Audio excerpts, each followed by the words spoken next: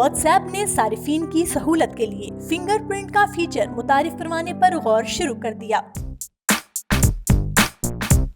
मारूफ messaging service WhatsApp ने अपने सारिफीन की सहूलत के लिए फिंगरप्रिंट फीचर मुतारिफ कराने पर गौर शुरू कर दिया है। तफसीलात के मुताबिक व्हाट्सएप की जानिब से एप्लीकेशन को खोलने के लिए फिंगरप्रिंट फीचर मुतारिफ कराने पर गौर किया जा रहा है।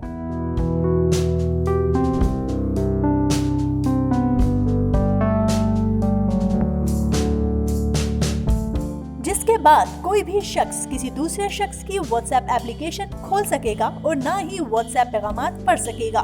व्हाट्सएप डेटा इन्फो के मुताबिक ये फीचर व्हाट्सएप के एंड्रॉइड 2.19.3 वर्जन में मुतारिफ करवाने पर काम शुरू किया जा रहा है।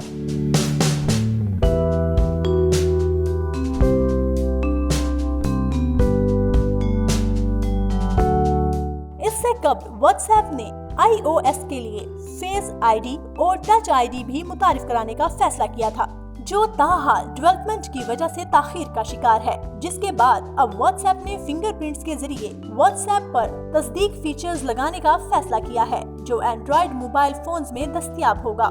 ये फीचर एप्लीकेशंस के अंदर ही मौजूद एक नए सेक्शन में मुतारिफ कराया जाएगा।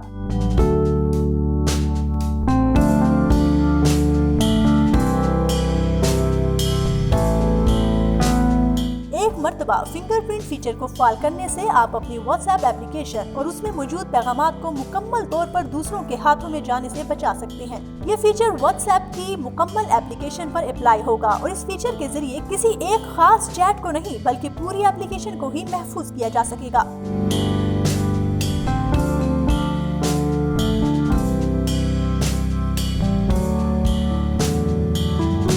इस फीचर को इब्तिदाई तौर पर एंड्रॉइड मोबाइल फोन्स में मुतारिफ करवाया जाएगा, जिसके बाद उसे iOS में भी मुतारिफ करवाने पर काम शुरू किया जाएगा।